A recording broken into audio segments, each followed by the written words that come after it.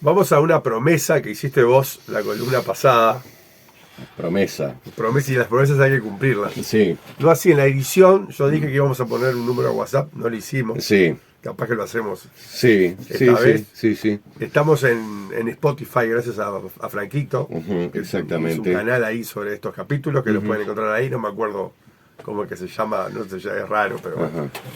Ajá, ahí va. Después lo busco. Bueno, los que lo están escuchando por Spotify ya se pueden fijar dónde estamos y ya está. Y lo de la promesa era hablar de cómo el sionismo era antisemita. Sí. Lo cual llama la atención porque, como te dije en una grabación que no salió porque se cortó por algo técnico, ahora me parafraseo a mí mismo. Ujú, La gente, o uno, o la mayoría de la gente asocia ujú. que ser sionista es ser la parte más radical del sionismo, producto también del holocausto, Sí. por ejemplo. Entonces, más allá de las críticas mundiales que hay, Mm. hay una especie de justificación de Sí. de ser tan aguerridos en función del holocausto. Sí, lo vamos a ver más claridad en los hechos que vamos a repasar, pero yo te diría que en sí, probablemente si hay algo que está demostrado es que las teorías políticas, las ideologías políticas raciales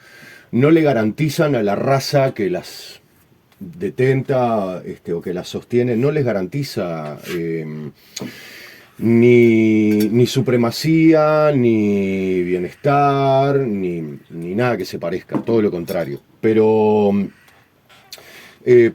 tal vez si nos adentramos un poco en esto, lo vamos a poder entender. Ahora, ¿por qué decía que toda teoría racial, en referencia justamente al sionismo? El sionismo es la teoría racial que detenta un sector del judaísmo, ¿no? Que pregona que, bueno, que el judaísmo tiene que tener un estado que sea judío, ¿no?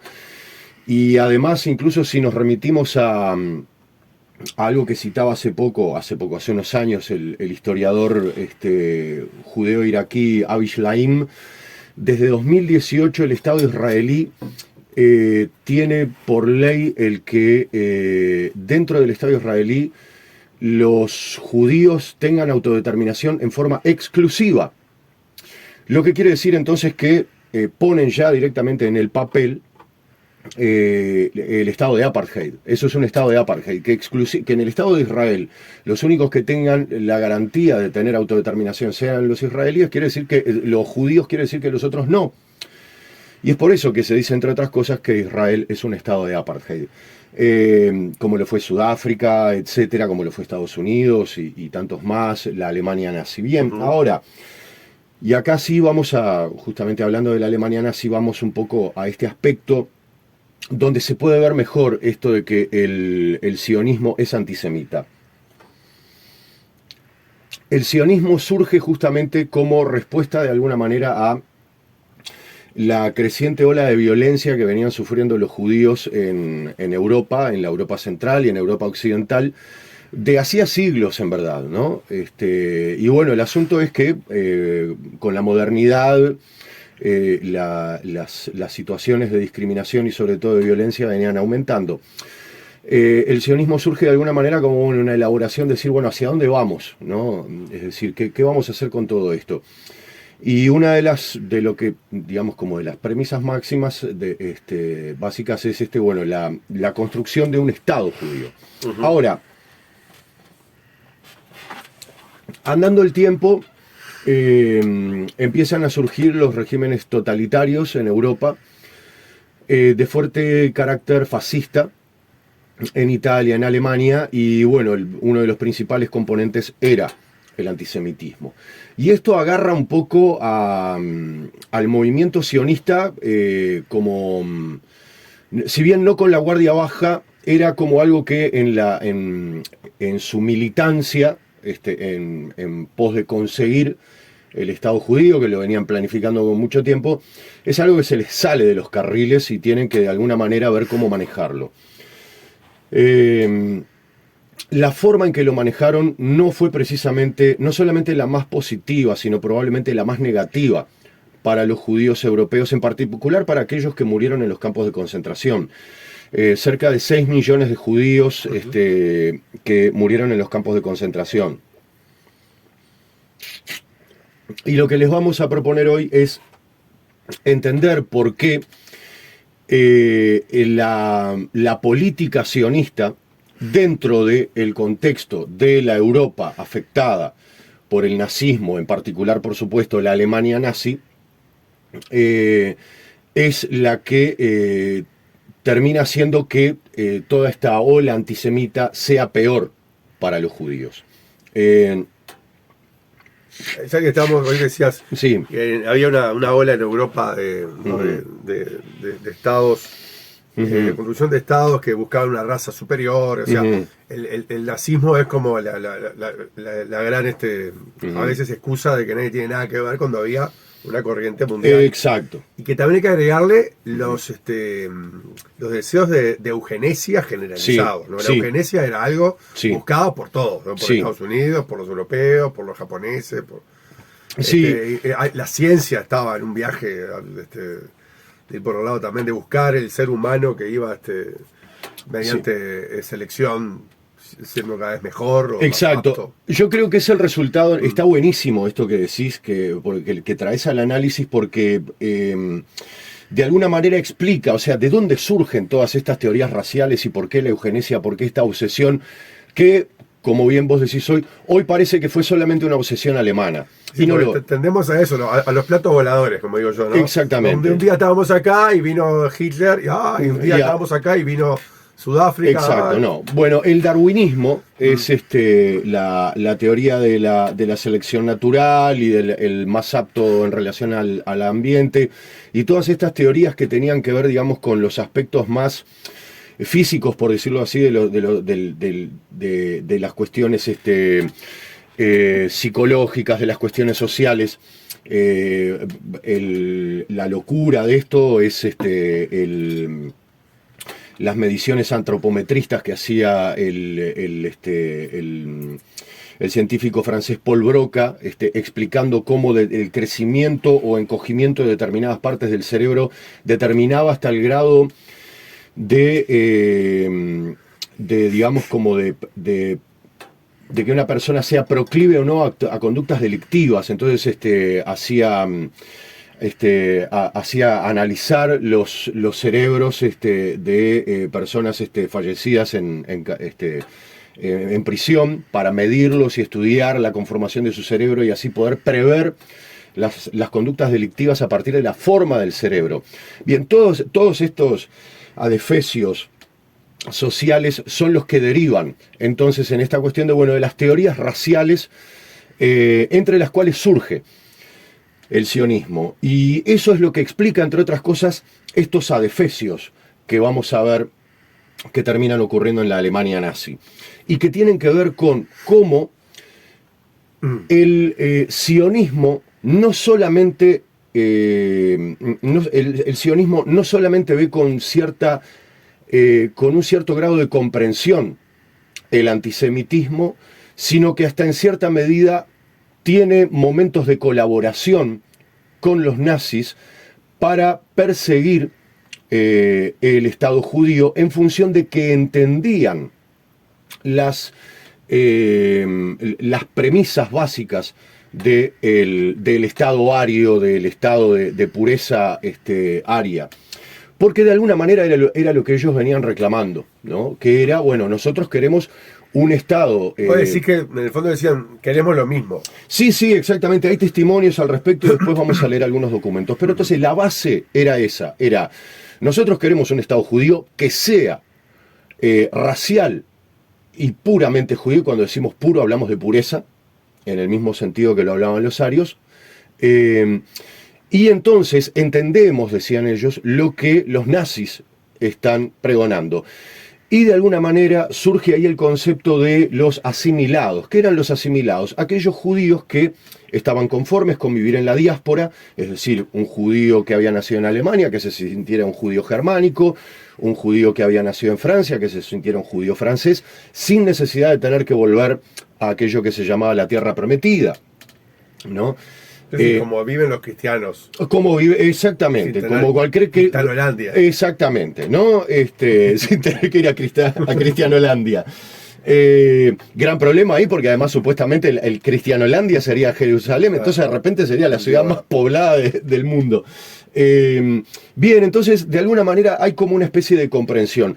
E incluso, yo no lo pude, para el resumen que hice de documentación no lo pude encontrar, pero había leído ahí incluso que en determinado momento hubo un diálogo bastante fructífero, por decirlo así, en la antesala del advenimiento del Tercer Reich entre quienes de alguna manera estaban abonando la teoría de la raza aria y el sionismo, en función de discutir esto de las diferencias raciales y cómo era beneficioso para los estados el tener principios basados en la raza, ¿no?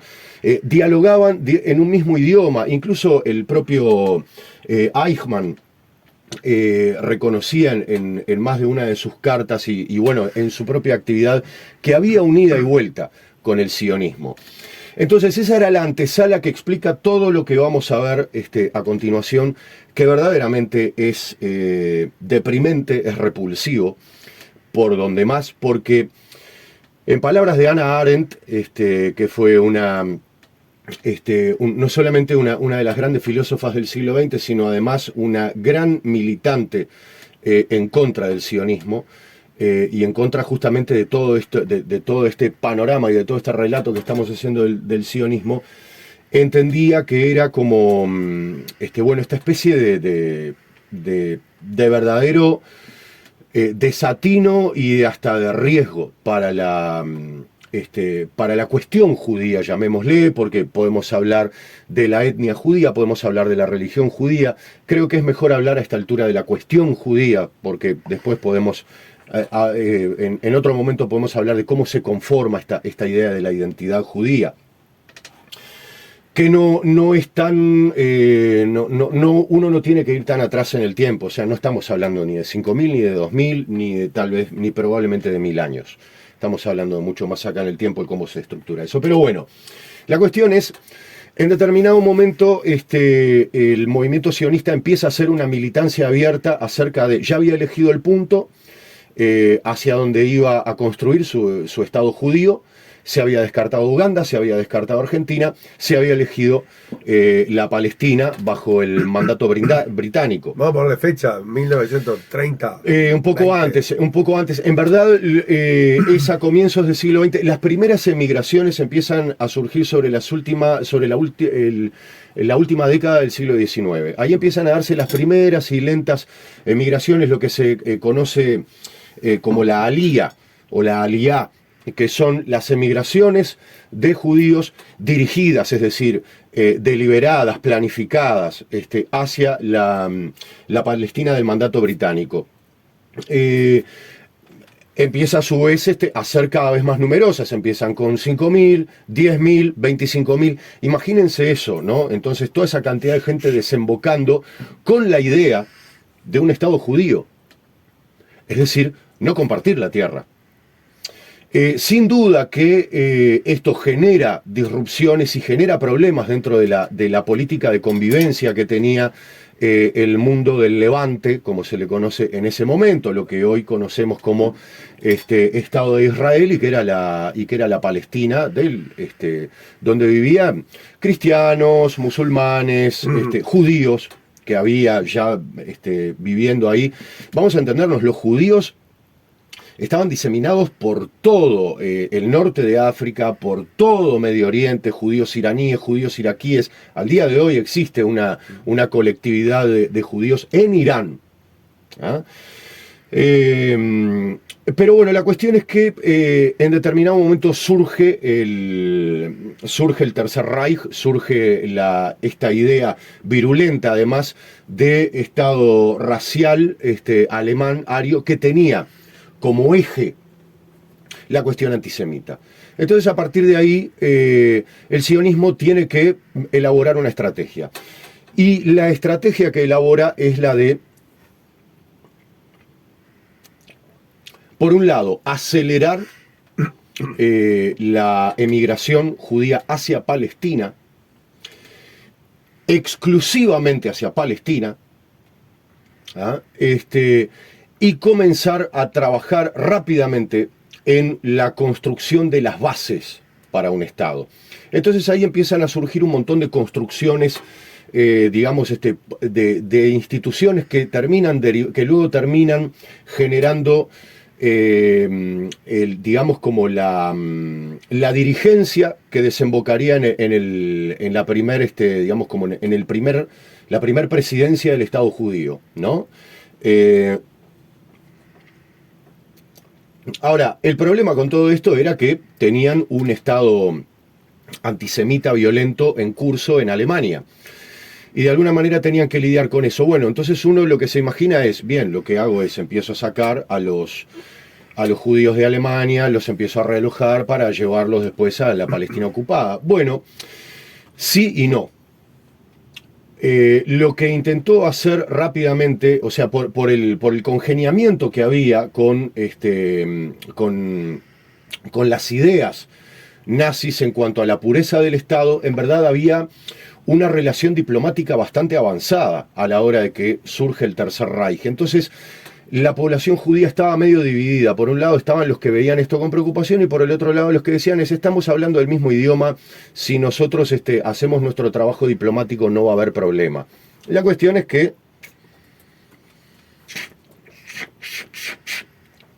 los nazis aprovechan un poco todo esto para hacer su juego. Su juego era fundamentalmente la destrucción de la destrucción de las personas de etnia judía. Entonces empiezan un lento y planificado trabajo de hacerlo, ¿no? Empiezan a identificarlos, empiezan este proceso de señalamiento, ¿no? De hostigamiento social hasta que eso deviene en los guetos. Ahora, durante todo ese tiempo, los sionistas trabajan con las autoridades nazis para lograr sus prebendas para forzar los desplazamientos de judíos hacia Palestina. El problema era que esto no era fácil. Entonces, de alguna manera, tenían que enfrentarse a la cuestión de que no era fácil hacer que los judíos se realojaran, tuvieran la voluntad de ir a Palestina. Los medios para hacerlo eran difíciles en el medio en un medio social crecientemente hostil. Y a partir de ahí empiezan a surgir todos estos monstruos. Entonces, aparte, sí, antes del nazismo, no necesariamente los judíos estaban mal, ni en Polonia, ni en Alemania, ni en Europa. En verdad, no necesariamente. Sí, no la pasaba mal un montón de gente. Pero... Sí, digamos que está bueno esto que decís, porque en verdad... Digo esto porque tampoco nadie se quiere ir si no la está pasando tan mal. No, sin duda. Inclusive pasándola mal. No, fue lo que pasó después con los judíos iraquíes, y después lo vamos a ver sobre el final para que se entienda otro aspecto del antisemita del sionismo. Estaban totalmente asimilados. Había judíos pobres, había judíos ricos, había judíos en la clase trabajadora, había judíos comunistas, había judíos no comunistas, había judíos claramente conservadores de derecha, había de todo. Eran uno más, eran parte de la sociedad, se podría decir, sin mayores distinciones. Lo único era que, bueno, que eran judíos y había toda una cuestión con respecto al tema, pero había trabajadores, había profesores, había ricos, había burgueses, había burócratas judíos. Realmente estaban totalmente asimilados en este concepto que tenían. Ahora, participaban de los gobiernos. Participaban de los gobiernos, votaban, tenían ciudadanía, etcétera. Bueno, lo que empieza a hacer el Tercer Reich es empezar a recortar todos estos derechos y empezar a guiarse en esta política. Ahora, sobre esto, el sionismo entonces inicia como tres movimientos que tienen que ver, por un lado, con la alía, es decir, el empezar a fomentar el traslado de judíos hacia Palestina, y esto, entre otras cosas, tiene que ver con la obstrucción de los intentos de otros países al ver que los judíos estaban empezando a estar en peligro en la Alemania nazi, de intentar realojarlos en otros países, ellos empiezan a obstruir esos esfuerzos para que solamente fueran hacia la Palestina. Entonces, por un lado estaba la alía, la diplomacia, que tenía que ver con este esfuerzo de, bueno, por un lado, a trabajar con vínculos diplomáticos con el Tercer Reich y con otros países para que todo fuera hacia ahí, y la selección. Y esto de la selección es tremendo, porque ahí lo que empiezan a hacer ellos es, lisa y llanamente, una selección en función de dos aspectos fundamentales, que tienen que ver con lo mismo, que es, si yo estoy tratando de construir un Estado judío, lo que tengo que hacer es derivar gente que crea en ese Estado judío. Y esos claramente son los sionistas. Entonces, los que se privilegian en la selección son los militantes sionistas, en primer término. En segundo término, un Estado requiere trabajo, requiere diplomacia, requiere capital. Entonces, el otro criterio de selección es si estás apto para trabajar, si sos joven, si sos niño. Y vos dirás, si sos niño, ¿por qué no las familias? Bueno, no. Si sos niño o si sos joven. Si tenés dinero, si tenés capital para aportarle al futuro Estado judío. Estos fueron los criterios de selección. Hasta que en el 39 empieza a surgir la política de guetos dentro del Tercer Reich.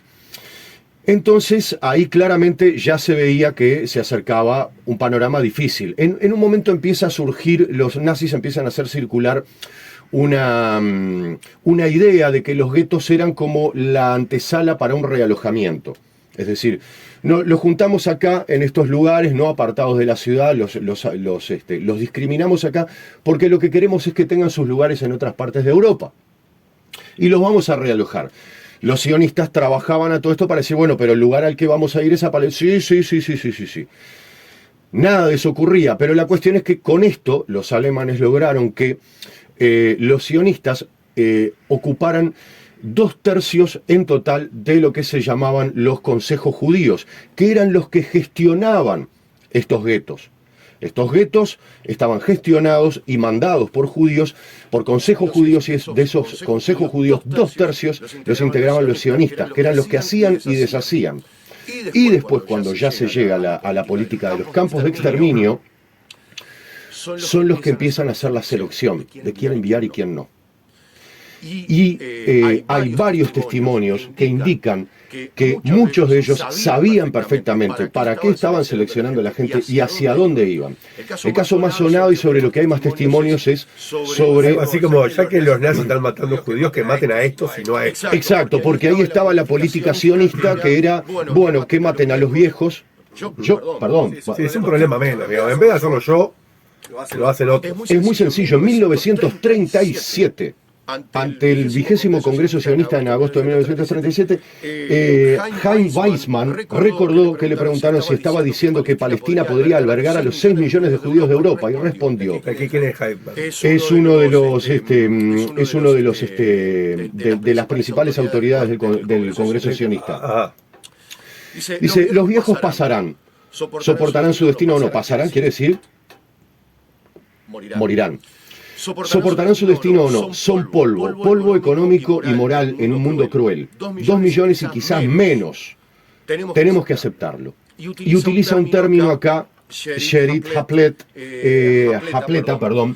que se refiere a aquellos, si no me equivoco, porque si no me equivoco, a aquellos que dentro de los campos de concentración eran los que estaban en peor situación física como para poder aportar trabajo, que por lo general eran los que morían de una forma u otra más rápidamente. Entonces, esto era una de las cosas que estaba en la mentalidad de este proceso de selección acelerado que tenían que hacer. Ahora, el problema con esto es que, evidentemente, toda esta política, por un lado, de generar acuerdos con los nazis para derivar, no solamente gente, para derivar armas, para derivar dinero. Esto significó también que a veces tenían que lidiar con el boicot que habían iniciado muchos judíos en el resto del mundo contra el Estado alemán, para que el Estado alemán pudiera ser viable para que ellos pudieran, de alguna manera, muchos sentían atado el destino del Estado, de la supremacía del Estado ario, a poder conseguir el trasladar a los judíos a Palestina y así poder conseguir el Estado judío. Entonces terminaron siendo, en palabras de, a ver si lo tengo por acá,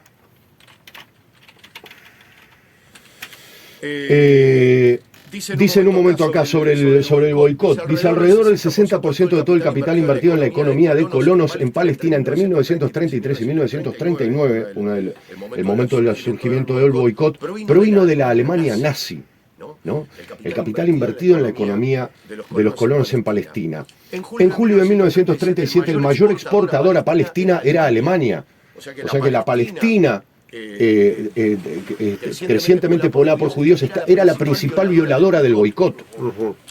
Como lo describió Baruch Fladek, presidente del Comité Laborista Judío en Estados Unidos, Palestina se había convertido en el agente esquirol oficial contra el boicot en el cercano Oriente. Entonces, es más o menos una de las formas en las cuales los sionistas articulan dentro de esta política de holocausto, dentro de la política antisemita del Tercer Reich, articulan el Estado, la población y el surgimiento del Estado de Israel, a partir de una política que fundamentalmente perjudicaba a los judíos europeos y en particular a los judíos que se ubicaban en la Europa central. Pero igual hasta acá la primera conclusión que me queda clara es que el sionismo de alguna forma aprovechó el holocausto. Sí. La pregunta es, ya que estamos en ese lugar, ¿sería posible el Estado de Israel sin el holocausto? ¿Hubiese sido posible? O sea, hasta ese extremo. Yo creo que hubiera sido más lento, probablemente. Y en verdad, sabes que es una buena pregunta. Porque, mira, por ejemplo, vamos a pensar en lo que ocurrió en Irak, creo que fue entre el 51 y el 52. Los judíos iraquíes venían sufriendo una serie de pogromos, es decir, de atentados violentos, linchamientos públicos, agresiones públicas. En el contexto, claro, de la creciente inmigración judía, sionista, hacia la Palestina del mandato británico y todos los problemas que eso generaba, y por supuesto la Nakba, en la cual el floreciente Estado israelí masacra brutalmente a la población árabe y cristiana palestina. Entonces los iraquíes responden en forma muy enérgica y por supuesto las baterías ahí se apuntan contra el judaísmo porque no había una posibilidad de distinguir de ellos entre el judaísmo y el sionismo. Sin embargo, en el 50 y 51 es difícil discernir, es el Estado judío. Exacto, porque además ellos se pregonan como el Estado judío. Hasta ahora, bueno, no sé, son los mayores que cuesta discernir entre sionismo y judaísmo. Bien. Entonces, ser sionista, exacto, ¿no? Las últimas movilizaciones en Uruguay, donde un grupo de mujeres metieron fuego a una estrella, no sé qué, tenían que andar aclarando que ellas no eran antisemitas, que eran antisionistas, o sea, sí, la confusión. Eso es lo que hace que mucha gente no sepa que muchísimos de los militantes históricos por la causa palestina sean judíos. Entre otras cosas, ¿no? O sea, es algo que a mucha gente tipo, mirá, ¿cómo? Pero un judío pidiendo por la liberación de Palestina, sí, obvio.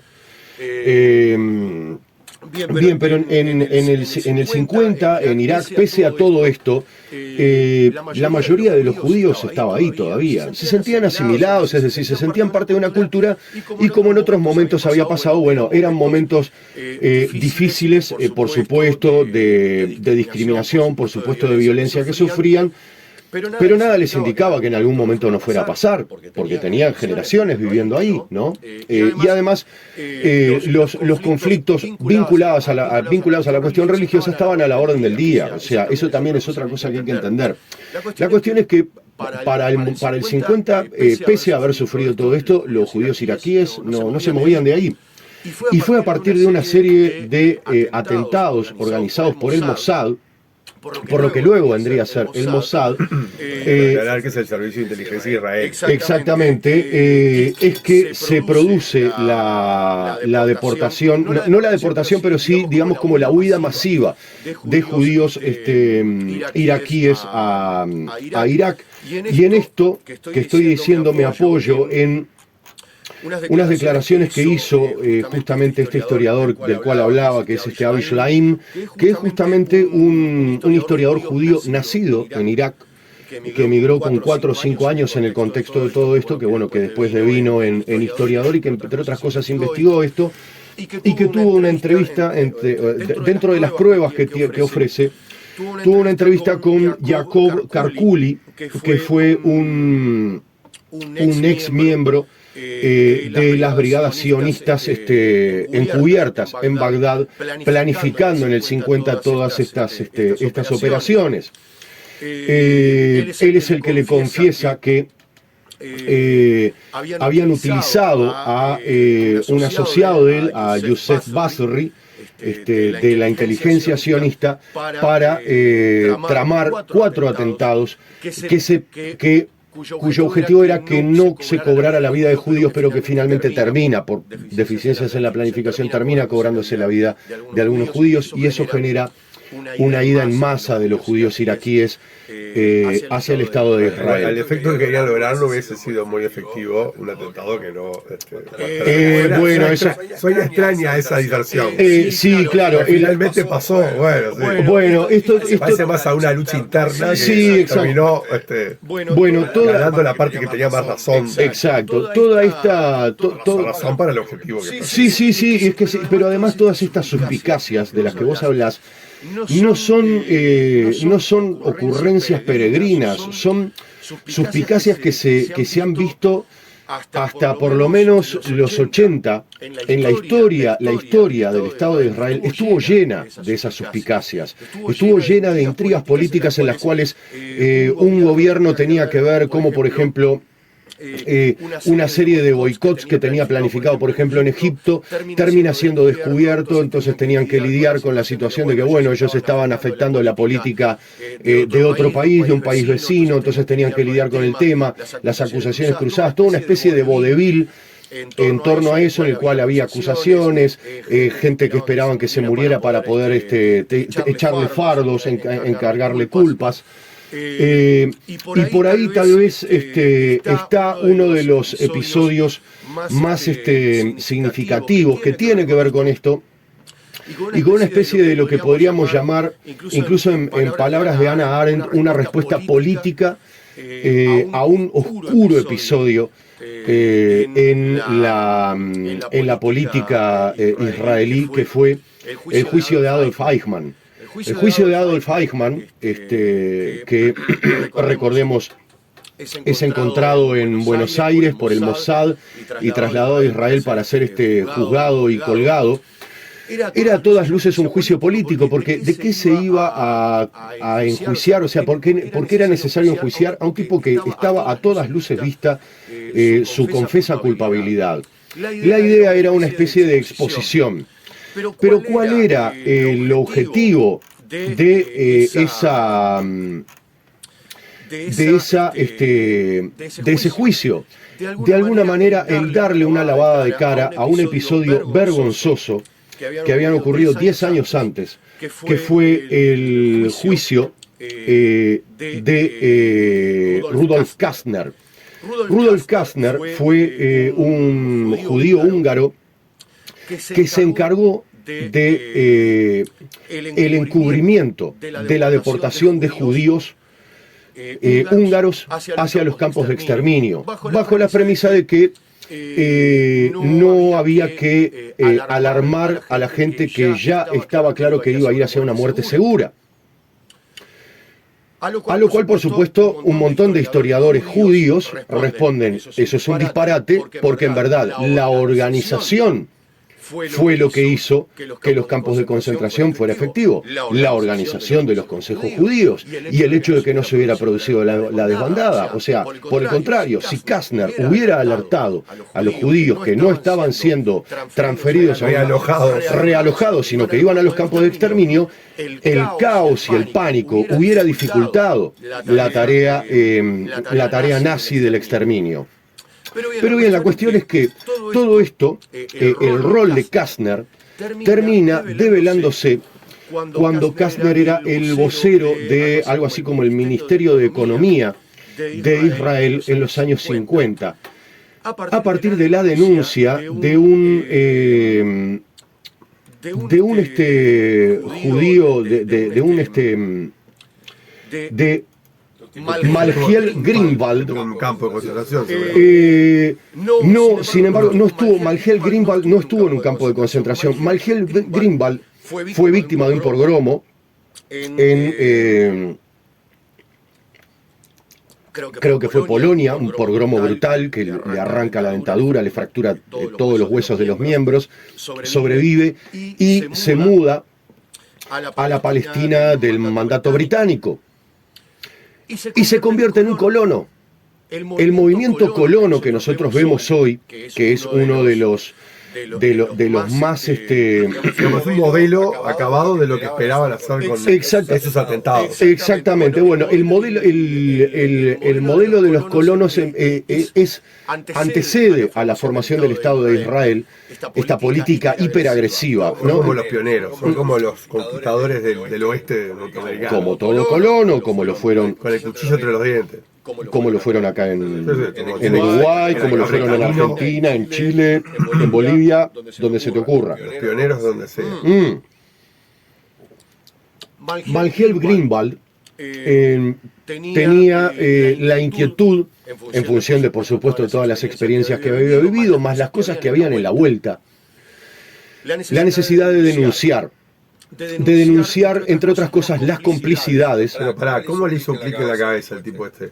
Se había comido el coso. Fue porque él quiso a Palestina, se convirtió en un colono, que son todos unos ratas, hijos de puta. Y este cómo le hizo el... Bien, el tema es que el colaboracionismo, como se le llamó, era un secreto a voces. Era un secreto a voces en ciertos círculos alemanes y era un secreto a voces en la Palestina del mandato británico. Sí, no era un tema que estuviera... No, porque el problema era que era muy difícil contener toda la actividad que estaba sionista en función de alimentar la idea del Estado judío y que estaba perjudicando al pueblo judío. Era difícil de contener mismo en la Palestina del mandato británico, entre los judíos que estaban colonizando ahí.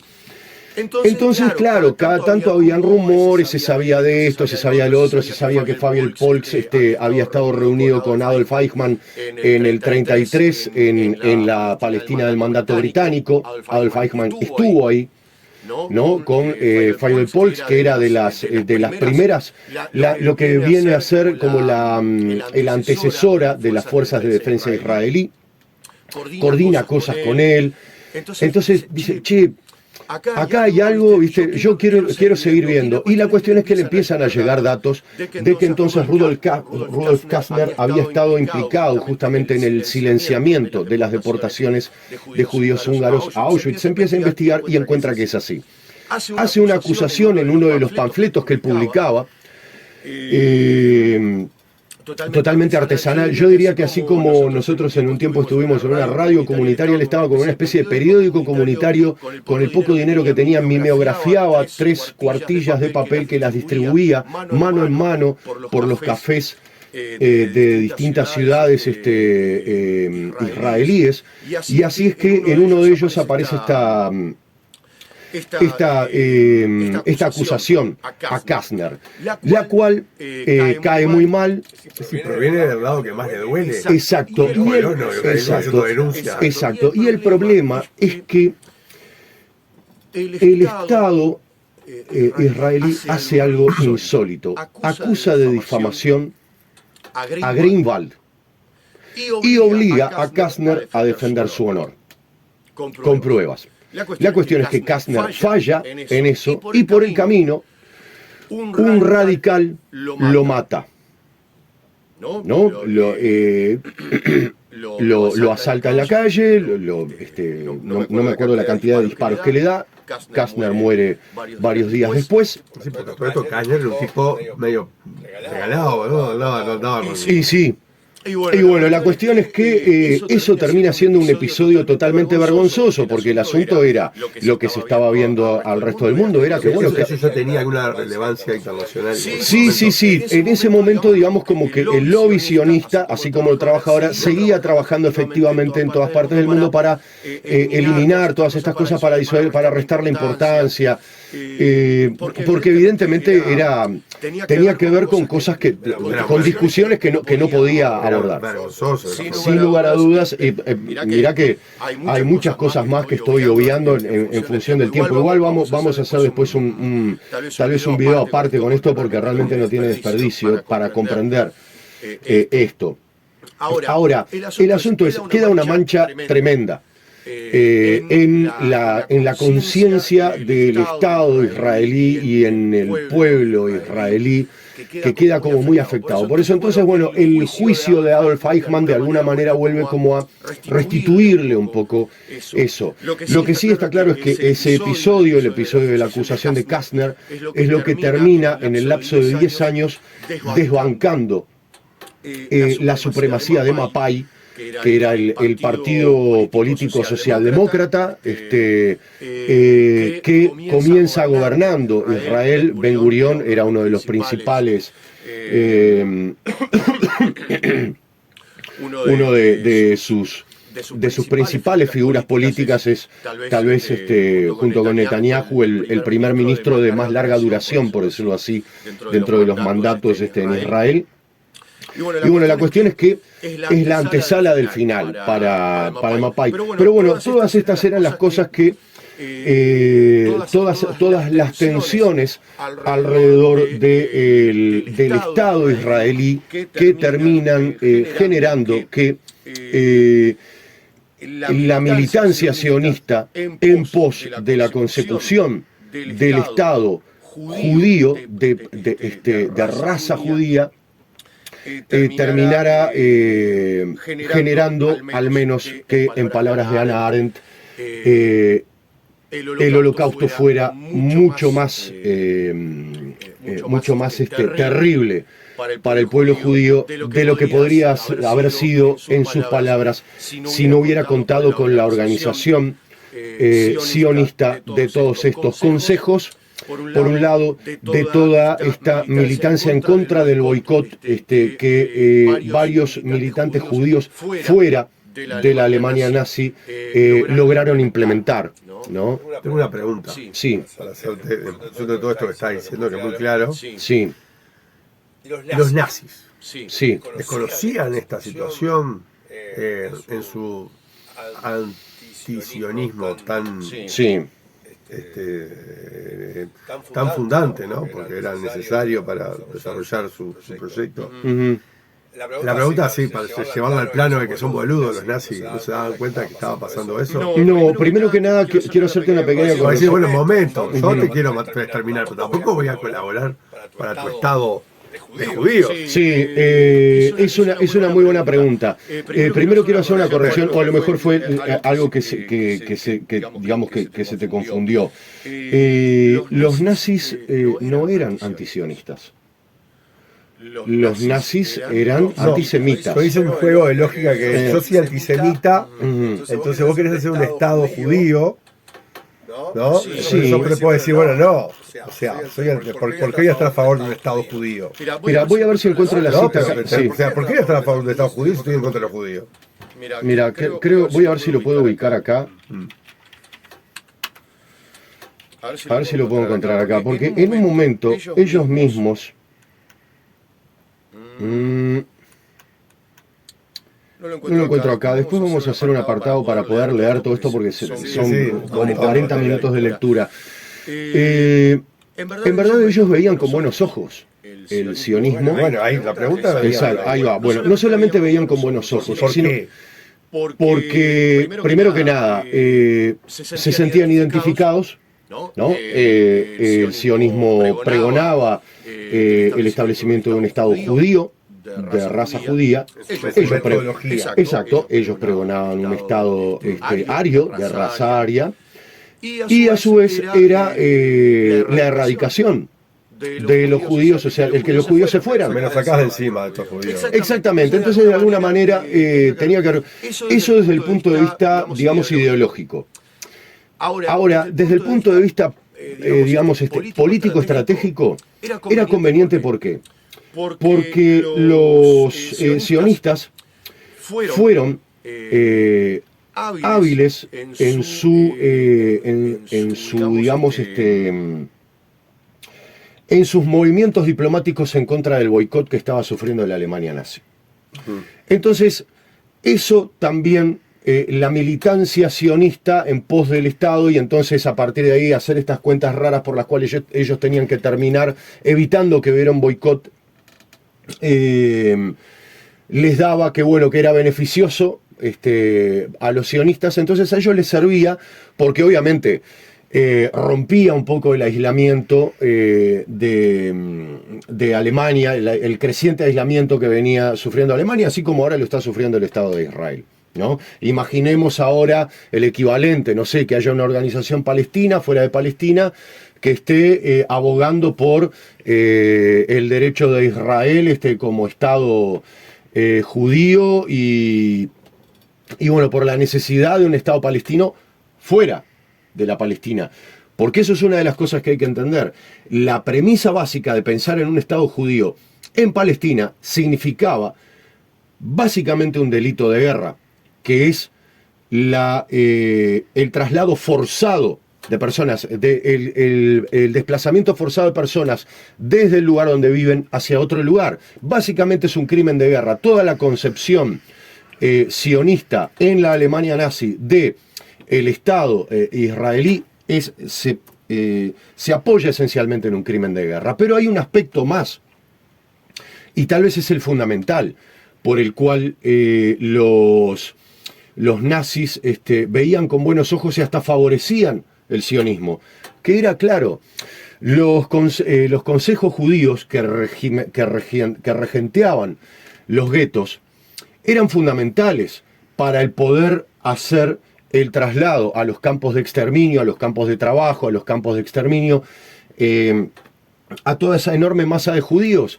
Entonces, mientras el sionismo no interfiriera con eso, y al revés, de alguna manera esa organización posibilitara eso, ¿no?, a ellos al revés los beneficiaba. Como decía Hannah Arendt, que estudió largamente el tema, fue justamente la capacidad de organización que tuvieron estos consejos judíos los que posibilitó la eficacia de la maquinaria de los campos de concentración en el exterminio de los judíos.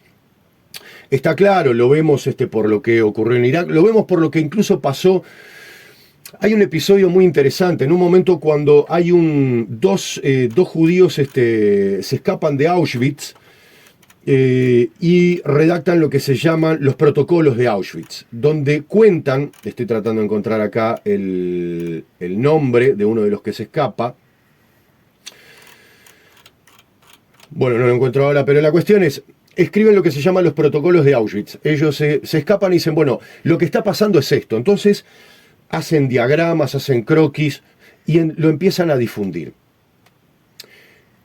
Lo difunden a tantas fuentes distintas que a los sionistas no les es posible controlar eso, porque entre otras cosas lo que estaban haciendo era controlar y decir, en muchos casos, que lo que se decía de los campos de concentración era exagerado, o no hacer mención. Ben Gurión, en todas sus conferencias, en todas las conferencias que dio en ese periodo de tiempo, no hizo mención a lo que venía ocurriendo en los campos de concentración. Pero bueno, la cuestión es que acá está, sí. Rudolf Bra y Alfred Herzl son estos dos judíos eslovacos que se escapan de Auschwitz y redactan lo que se llaman los protocolos de Auschwitz, donde describen cuál era la operativa de exterminio de ese campo, y eso es lo que empieza a ser conocido. Bien, la cuestión es que cuando esto llega a los oídos, obviamente, de distintos gobernantes o distintas autoridades, cuando llega incluso al Vaticano, claro, termina siendo una vergüenza. Entonces empiezan a actuar y le piden al regente de Hungría que detenga la deportación. ¿Y sabés lo que ocurre? El regente de Turquía detiene la deportación. Ese es el principal argumento contra el alegato de Kastner, que es: cuando hubo presión internacional para que detuvieran la deportación y así evitar la masacre de más judíos, se logró hacer. Entonces, verdaderamente no era tan absolutamente infalible el régimen nazi. Como todo, tenía sus fisuras, tenía que negociar, no tenía la fuerza para todo. Entonces ahí es que se ve que la forma en la cual actuaron los sionistas para conseguir por encima de todas las cosas el Estado judío es que termina generando en la magnitud impresionante de lo que fue el Holocausto. ¿A partir de qué? A partir de un trabajo fundamentalmente de ordenamiento y de digamos, como de armado de todo un marco para eso que posibilitó entonces el exterminio en masa. Sí, vos estás diciendo, lo que yo estoy entendiendo es que para la consecución del Estado judío se precisaba que el Holocausto fuese lo suficientemente grande para meritar tener un campo de justificación necesario. Y ahí cuando te preguntaba, sin el Holocausto hubiese sido posible el Estado, vos me dijiste que seguramente sí, pero que hubiera costado muchísimo. Sí. Estaba buscando acá porque me dio la duda. Con el Holocausto y todo, la resolución de aceptar el Estado de Israel fue un quilombo bárbaro. Sí. El Consejo de Seguridad, el 15 de mayo de 1948, lo estoy leyendo acá, una página de la ONU, votó en contra del ingreso del reconocimiento de Israel como Estado. Sí. La segunda también votaron en contra, 5 a favor y 1 en contra, y 5 abstenciones. Sí. Votaron con el voto a favor de los Estados Unidos, Argentina, Colombia, la Unión Soviética y Ucrania, votaron a favor. Sí. Y después, cuando se acepta, en 1949, que fue cuando realmente se vota, se votó 9-1 a favor, y siendo Egipto el único país que votó que no. ¿No? Y Gran Bretaña se abstuvo. Recién en la Asamblea, entonces ahí pasa a la Asamblea General de Naciones Unidas, que precisaba los 2 tercios, pero la votación fue 37 votos a favor, 12 en contra y 9 abstenciones. O sea, con el Holocausto y todo, el ingreso, el reconocimiento de Estado como Israel, de Israel como Estado, no fue tampoco una tarea sencilla. Mira, tengo acá una cita como para darle el corolario y de alguna manera creo que termina de responder bastante tu pregunta. Dice, perdón, todas estas citas que estoy leyendo son de un artículo de Tony Greenstein, que es un periodista e historiador judío, justamente. Porque en la descripción dejamos enlaces. Sí, cosas, ¿no? Sí, exactamente. Bueno. Sí, porque por lo menos al enlace donde están estas citas están en inglés, pero bueno. Lo traduce. Sí, exactamente. Con Google Translator nomás ya pueden darse digamos, como poder desenmarañar esto. Dice, ¿por qué todas las alas del movimiento sionista restaron importancia a los informes de aniquilación y obstruyeron los esfuerzos de rescatar a otros? Nathan Schwab, representante de la Etzalutz en Suiza, proporcionó una explicación en una carta al rabino Michael Weissmandel a finales de 1942. Después de la victoria de los aliados, una vez más dividirán el mundo entre las naciones, como lo hicieron al final de la Primera Guerra. Debemos ser conscientes de que todas las naciones de los aliados están derramando mucha sangre Y si no hacemos sacrificios, ¿con qué lograremos el derecho a sentarnos a la mesa cuando hagan el reparto de los territorios de las naciones después de la guerra? Porque solo a través de la sangre la tierra será nuestra. Y esto es algo que está en un libro de documentos y testimonios sobre criminales de guerra judíos, compilado por Moshe Schoenfield.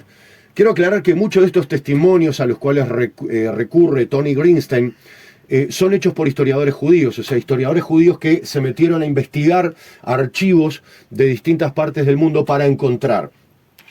¿En función de qué? En función de que, bueno, era como una especie de secreto a voces, esto de esta operación, el grado de locura al cual llega el sionismo para establecer el Estado judío, al punto de literalmente enviar a los campos de concentración a una cantidad disparatada de judíos de toda Europa, porque recordemos además que no solamente fueron judíos alemanes, fueron judíos polacos, sí, gitanos, fueron judíos húngaros, bueno, también hubo gitanos, por supuesto, porque eso de entrada, pero solamente de judíos estamos hablando de 6 millones, 6 millones.2, una cosa así, números más, números menos, pero sin lugar a dudas fue absolutamente desproporcionado en relación a lo que era la población judía total en Europa. Todo en aras de conseguir aquel objetivo político que era el Estado judío, que supuestamente le iba a dar seguridad al pueblo judío, y lo cual en absolutamente ningún momento de la historia queda claro que le haya dado seguridad a los judíos, ni en su consecución, ni en el momento previo. Lo vemos, fue lo que termina haciendo que el Holocausto tomara estas dimensiones, pero después es motivo de conflicto permanente, porque el Estado judío lo que se plantea es tener la supremacía sobre el territorio, y cabe aclarar que para los sionistas el territorio no se remite a la Palestina del mandato británico, que es lo que hoy podemos ver como esa cuña. Del río al mar, como dicen. No es solamente desde el río hasta el mar. Si vos escuchás a muchos colonos israelíes, colonos sionistas, te dicen que el territorio que ellos prevén para el Estado sionista, el Estado judío, se extiende hasta Irán. Yo leí artículos en 2012, cuando digamos, el éxito del aumento de la tasa de natalidad en los colonos, justamente cuando salta a 8 por pareja, ya en ese momento se estaba hablando de que la tierra les estaba quedando escasa y que tenían que ver hacia otros lugares. Fíjate vos, ¿no? Entonces, ese es el problema. El Estado israelí jamás le va a poder proporcionar seguridad a los judíos, justamente porque se propone como un Estado donde haya no solamente supremacía judía hacia adentro, sino también hacia afuera. La mayor capacidad disuasoria en la zona, que tiene que ver con su interés expansionista. Jamás le vas a poder asegurar seguridad a un pueblo si vos sos un Estado guerrero. Claramente no. Pero tampoco en la antesala. O sea, un río de sangre judía fue lo que derivó, lo que devino, lo que hizo posible el Estado judío. Sí, son cimientos de sangre, ¿no? Cimientos de sangre, pero además es muy distinto, por ejemplo, a lo que está pasando ahora en Palestina, porque hoy por hoy muchos palestinos, muchos gazatíes, le dicen a los médicos, ¿no?, que se lamentan y que lloran con ellos la descomunal barbarie que están sufriendo, y les dicen, nosotros íbamos a morir igual. La diferencia sustancial en todo esto, en que no hay ninguna organización palestina que esté matando palestinos o que esté llevando a los palestinos a la muerte en forma planificada para poder conseguir la liberación del Estado palestino. Esa es una diferencia sustancial. Y la segunda diferencia sustancial es que los palestinos no quieren un Estado palestino Lo que quieren es que su pueblo sea soberano en un territorio, pero eso no significa la exclusividad. Y eso es una gran mentira sionista que dice que los palestinos quieren expulsarlos, los palestinos quieren eliminarlos, los palestinos... Claro, los palestinos lo que quieren es la eliminación de un Estado que hasta ahora los ha eliminado sistemáticamente, o porque los ha expulsado, o porque los ha matado. Quieren la eliminación de ese Estado, que no quiere decir la eliminación del pueblo judío en absoluto, en lo más mínimo. Ahora, ese es el elemento, pero absolutamente fundamental, que distingue la lucha por la emancipación palestina de la lucha por la emancipación sionista, llamémosle, y lo que caracteriza fundamentalmente a lo que persiguen las palestinas y los palestinos para sí cuando hablan de su autodeterminación, y lo que pedían para sí y lo que siguen pidiendo hasta el día de hoy para sí los sionistas, que es la exclusividad de la autodeterminación, incluso por encima de aquellos judíos que estén en contra del Estado de Israel. Y acá no solamente me estoy refiriendo a la situación del Holocausto, sino que me estoy refiriendo a la forma sistemática en la cual muchas de las personas que se preocuparon por compilar toda esta documentación y que se preocuparon por desmenuzar la barbarie sionista, tuvieron que sufrir, y el hostigamiento que tuvieron que sufrir a manos del lobby sionista internacional y del Estado de Israel.